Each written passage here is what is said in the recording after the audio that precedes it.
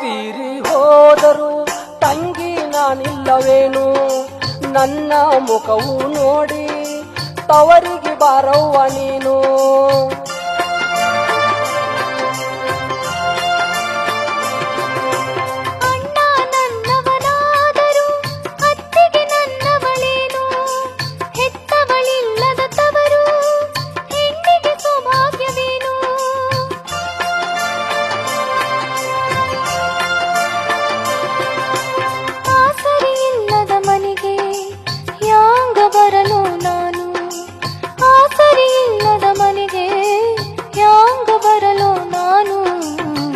ಪಂಚಮಿ ಹಬ್ಬ ಬಂತು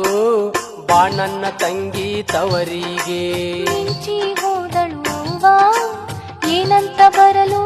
ತವರಿಗೆ